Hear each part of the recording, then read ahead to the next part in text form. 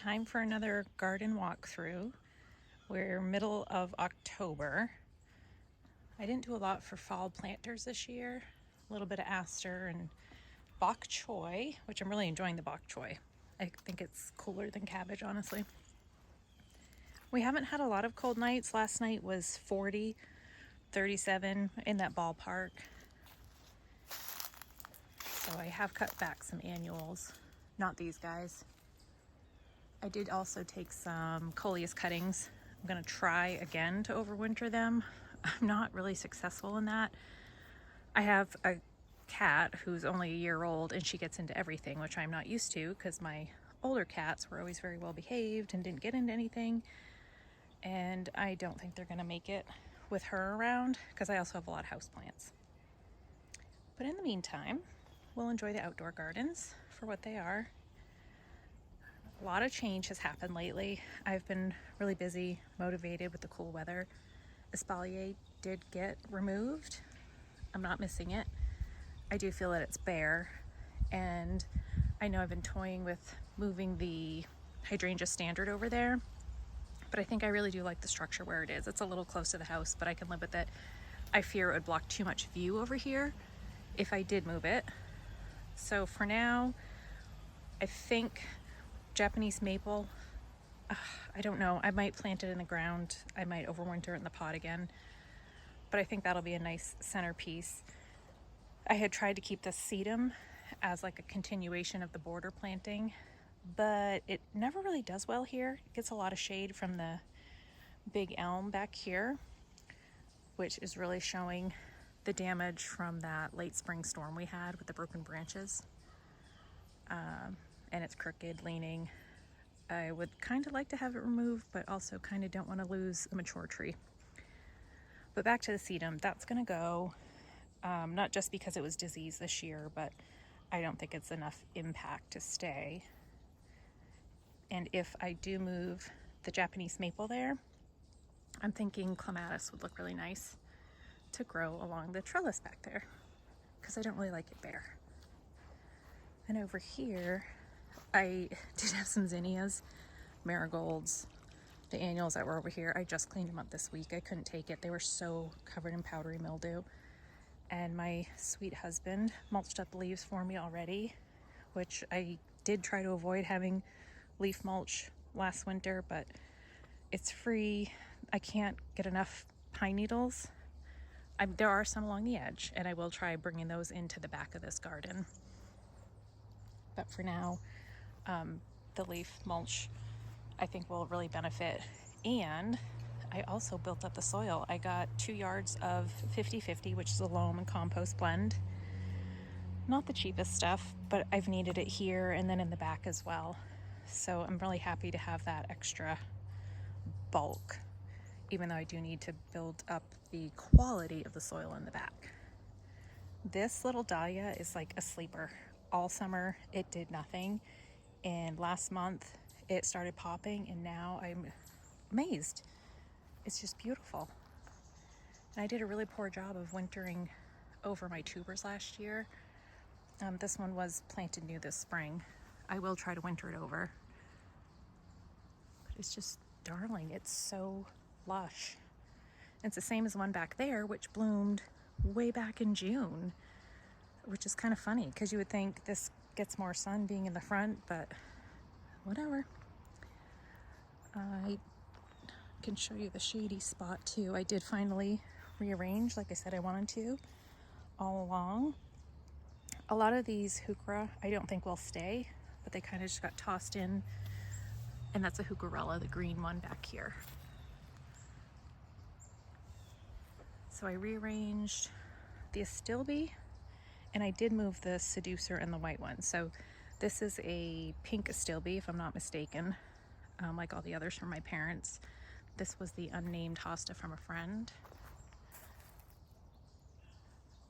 I think next spring, when things come out fresh and new, I will post them in the hosta identification Facebook group, because I really do want to name them. This is a seducer, which was ginormous when I brought it home, and oh, you know what? I think this is the division. Now it's coming back to me. I believe I divided it because it was so big which on the other side of the yard, I couldn't remember what I had. This is Little Angel Sanguisorba, which I had transplanted this one over, and I'm hoping it comes back. It doesn't look great, but there is still green growth. We'll see. Dark Side of the Moon is still B. That did really, really well. That looks nice. I did cut back my peonies this year because the foliage was ugh. I really should put the blueberry in the ground because I do want to keep that. These were last minute sunflowers I thrown in there and they popped up. I kind of forgot about them. This big Rudbeckia is going to get transplanted. It's a little out of place. It's such a monster over here. It's going to go over in the back of my cutting garden, I believe. I hope this feverfew survives another winter because that was planted last year, and none of my, I don't believe I had seed to sow this spring, which I did get some of the traditional single feverfew. This was a double white. Hibiscus got cut back, as well as the sweet autumn clematis. It did very well this year, and I'm super proud to report that the deer have stayed away. My fencing in of the gardens really helped, and putting repellent down, because the deer were still coming in the yard throughout the summer, a mom and some babies, and they pretty much disappeared. I think they just rerouted their daily habits, because I've still seen them down the road and whatnot. But I've had my fence down for a month and they haven't come by and eaten the hostas out back. So cut back some marigolds. I like to pull things up, but I'm trying to leave roots in for the winter because I did not get a cover crop in the ground. Same with the ageratum. I pulled up all the baby seedlings because I'm over them, but I did leave the mature ones here so the roots can stay in there. And this straw flower is just phenomenal. 6 feet tall. It's like over my head. Pretty. Nothing spectacular. I only have a couple colors this year, but I am cutting them. Do some craft projects with them, hopefully. I'm gonna try to overwinter this little dahlia as well. It's one of the small ball ones, but it did okay and the stems weren't bad. Much better than that white one, which was the floppy one over in the corner. I won't miss that. Comfrey back here actually set a seedling that grew in the mulch, which I dug up and moved to the other side of this garden. Some other things that reseeded, we've got a lot of dill babies. I did keep some of the clary sage that reseeded. All of this dill I kept here. Pulling more ageratum. I think I'm gonna put that misfit Rudbeckia just kind of back here because this is all bee balm, which is very tall throughout the summer. And then that yellow can kind of live right where these wood pieces are or where that dill is. I kept trying to plant some of the Asiatic lilies that grew with the pink one. That the pink one was right here. And I think voles must have kept eating them. So we're gonna try the Rudbeckia. And I cannot believe these Cleome self-seeded from last year. Super healthy and looks really nice from afar. This is one of my debris piles. This is Sweet William Dianthus. I planted from seed this spring. I believe that's a biennial, so I'm hoping blooms come next year. This is the other Rudbeckia that I planted last year. I've obviously given up on cutting it. And then over in this corner, I'm gonna try to keep perennials to this side. So this is the Echinops that was over by the propane tank. I finally transplanted it. These are clary sage babies that were just really nice looking. I don't know that they'll overwinter, but I have nothing to lose. And then I tried to direct sow some more seed, coneflower and Rudbeckia. And I'm pretty sure the voles have been in there. Oh, no, I take that back. There's some little green sprouts. Okay.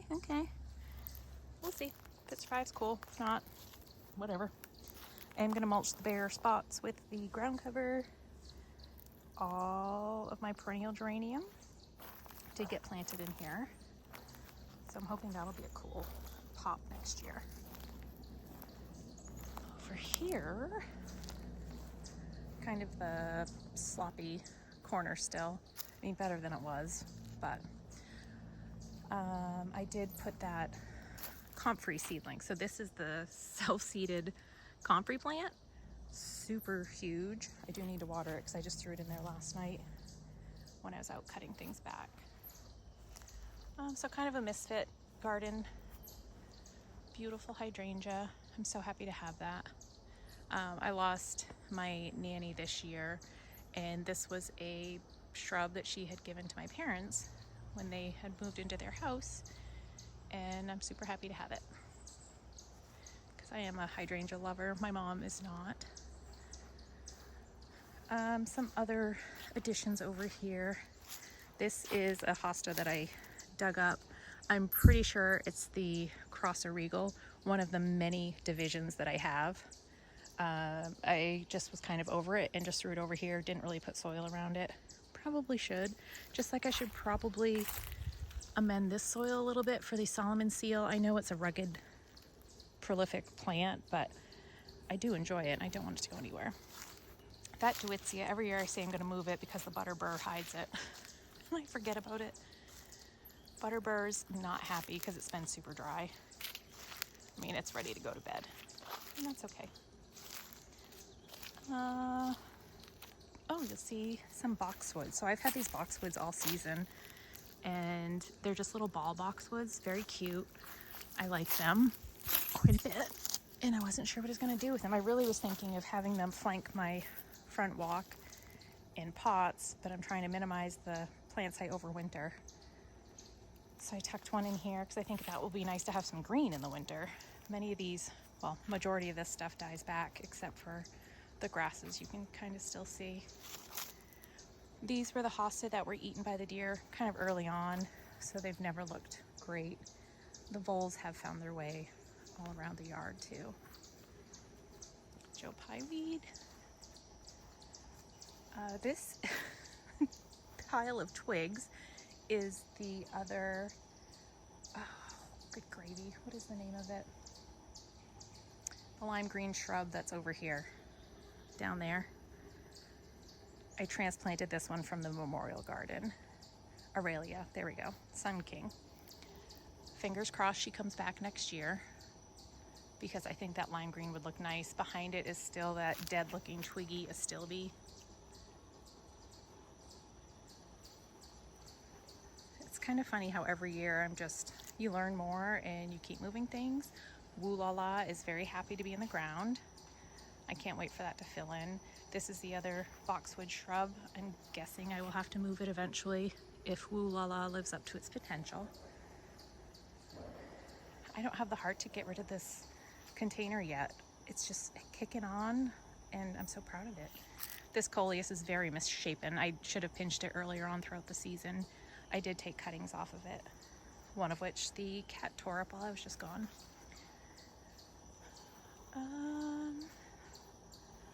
Hudson Bay, looking beautiful. Loyalist, the companion there. The plumbago, I love. So cool. I didn't realize it spreads as easily as it does. That's okay. Colored Hulk, beautiful green. I've always enjoyed that one. Captain Kirk. And then the Wee, which is the Ruffly. Very pretty. I believe this was the hellebore that was over by the propane tank, maybe? I'm trying to put more hellebores over here. You'll see Praying Hands has moved and been divided. We had some vole damage and they came along and ate some of those hostas, so I was just like, okay, we're gonna move things around. And speaking of vole damage, this was one that they came along and destroyed, kind of. I caught on that the leaves were wilting and the whole root system pretty much had been eaten up, but those leaves there still had a little tiny bit of root, so I brought them in, stuck them in water until I could really see that, yeah, I think they'll make it, and put them in the ground a couple weeks ago, and hopefully they make it back.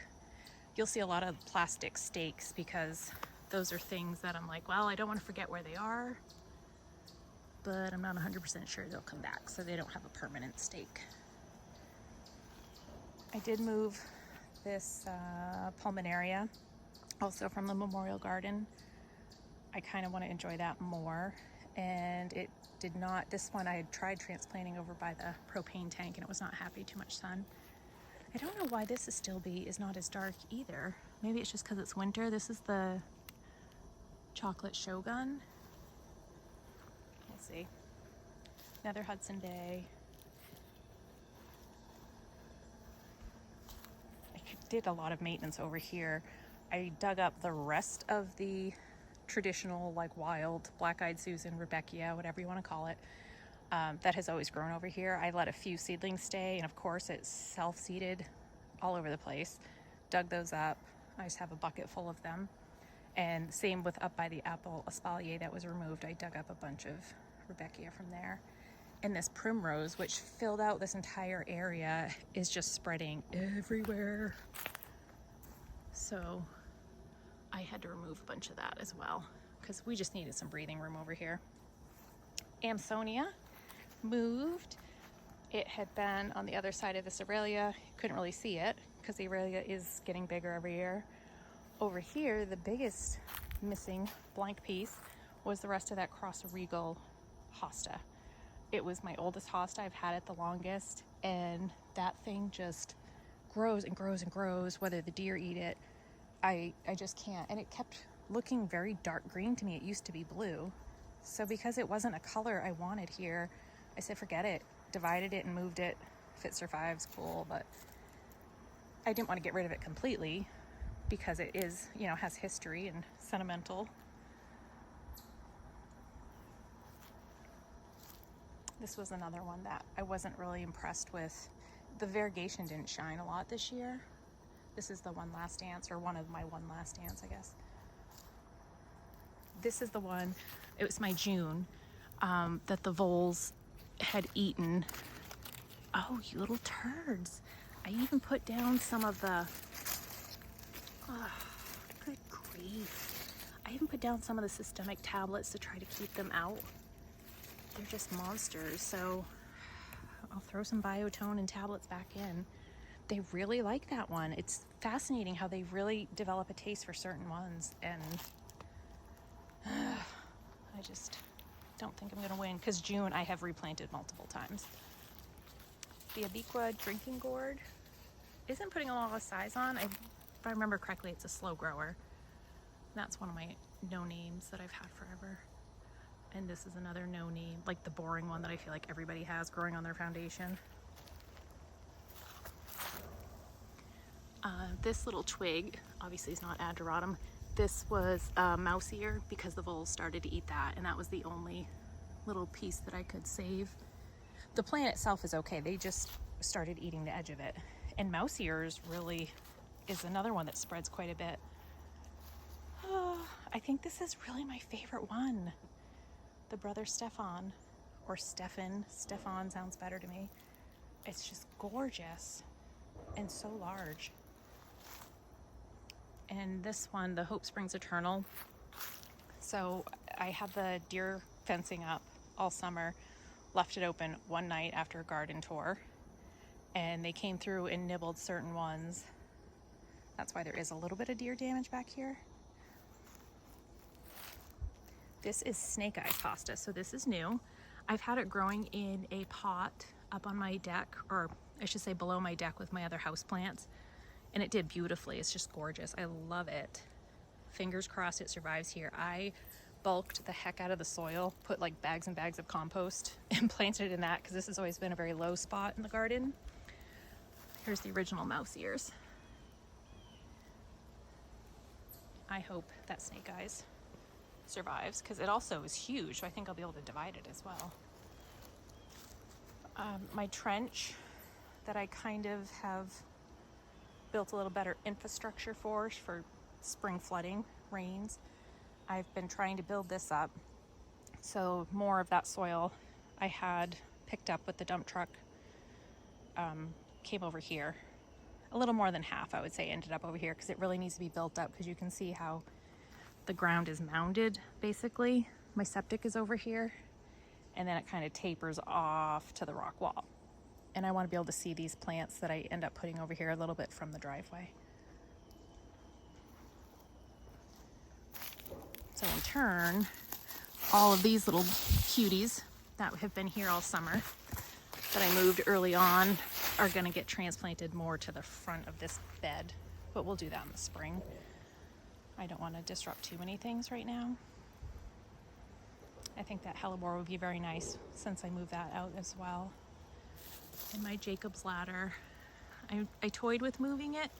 I chose not to because it put up with so much this year. So we're gonna leave that. And that's a little nub of hosta that got eaten down by the deer as well. The lanium didn't do great over here because I had thrown just a small clump to do what it may. We might as well look over here a little bit more. I have not put these in the ground yet. I've had this Incredible hydrangea all summer, taking care of it. It was a clearance plant. I really want to make sure I get the spacing right because it's supposed to be large. There's a bunch of the dumping hostas. I call them dumping hostas. Either the deer have eaten them, or they didn't look good where they were, or they are very prolific plants, so I keep dividing them and dividing them. Those will get moved to the front, kind of buried under leaves right now. And I'm going to add the anemone, kind of let it do its thing over here. I don't want to plant it too thickly because I'm a plant addict and I can't help but bring plants home. So I don't have a plan other than keep it bare. I'm backing up to kind of give you the view of, I think the hydrangea is where I want it, kind of between those two trees. If you can ignore the shovel and the rake that are there. So I got to throw that in the ground soon.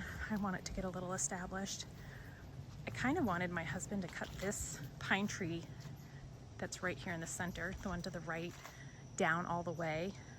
Oh, yeah, you can see we've cut some tree branches down. We've cut a bunch of trees along the driveway, and he cleaned this up because it was such a pain to mow around. It was killing the grass, and I said, well, I want a garden over here.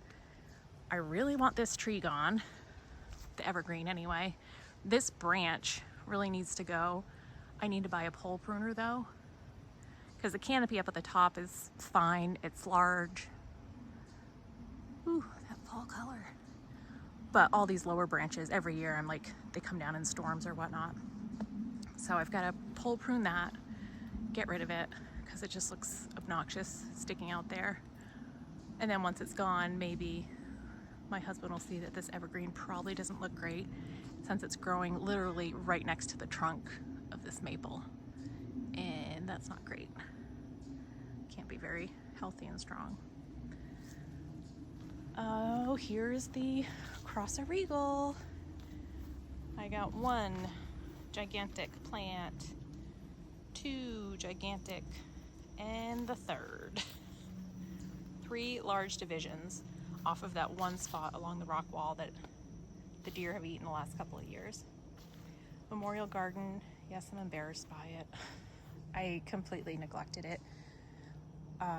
Flame grass. This originally had been planted by the hill. I did not like it. It looked messy. And even the Carl Forster kind of looks messy right now, but I don't know where to move it. I'm happy I moved both ladies' mantle over here. They just didn't really fit in at the rock wall. I still have the pulmonaria. I love that, but I want some pretty stuff over here for the memorial. In the pots are the Sesky birch. I'm hoping they're still alive and just going dormant. I really should put those in the ground because these pots definitely won't cut it. I think, well, I guess I could toss them over here. They'd have some protection, but I don't want them to stay there permanently. Maybe that's what I'll do. So the Sesky birch, excuse me, will go there for the winter. Let's take a look over here. Nothing exciting. I did clean up a lot of these plants. I think I'm going to try to overwinter the geranium roots. I've done it in pots before, but I might just try the whole dry roots in a bag kind of thing. Over here I have some of that rudbeckia. I'm probably going to regret it. I put some here because I say every year I'm going to put annuals. And I did like the geranium, but I want something really impactful. Still contemplating another clematis to go with this pretty pink and white one that grows in the spring. I also have this echinacea, which was along the rock wall. And I can't remember if that's yellow or white. But I dug up I think there were 2, maybe 3 echinacea back there. I dug those up from like the hosta beds and I moved them over here. I did finally give away the hibiscus to my parents, so that big beautiful white and pink one is gone to a sunnier home. I put in the eryngium, so there's 2 pathetic looking seedlings of eryngium over here that were growing behind me in the cattle tubs. Hopefully they come back. And there is still an echinops. I didn't dig up all of those seedlings because that's pretty happy to self-seed everywhere. I have the orange echinacea yellow, I believe is what this one is, that came from the rock wall. White, maybe? I should have tagged them before they went out of bloom, darn it. This was new from the nursery, just the traditional echinacea, which I know will self-seed everywhere. But I've struggled so long over here with making it look good. It looks great in the spring, or it used to. I don't know if it will anymore. What survived for bulbs. And it looks okay in the summer due to my gorgeous elephant ear. Oh, I love it so much. And you'll see that I did put the rose in the ground, which is crooked, and why it's tied up. I'm sure that'll survive. I'm going to try really hard to put systemic down for that particular plant because I know it's a disease and bug magnet, and there are some other ones I might consider using systemic on. I've always been afraid of them for the bees, if they'll harm them. And I don't know that the bees will choose this oh so easy rose over all the other beautiful pollinating plants that I have, like the echinaceas. Where the red mum is going to be another elephant ear. So I'm planning on having elephant ear there, elephant ear here, and boom, this section will be done. The elephant ear is probably going to dwarf out the echinacea though, and the eryngium. So what I might do is put the mojito there, because mojito was more of a petite size. I'm going to try to save the corms for that. I've already dug that up as well. Really sad that my variegated iris did not bloom this year. But these other things look beautiful. I can never remember what this little, oh, betony, that's what it is. Pomelo betony. I really enjoyed that. I'm so happy I made that impulse purchase. Not a lot of beauty to check out here. Finally, I think the petunias have had it. They have looked so good for so long. And I'm hoping that the verbena will reseed itself like it did. Because this, what is growing in this pot was reseeded from last year. I don't know that I'll be able to do a November update. I've never done one. It's never been worth it. It's always just brown and kind of blah. We've fortunately had a very lovely October again this year. But I do also want to share my notebook and how I organize my tags and things. So that might be the next time you hear from me.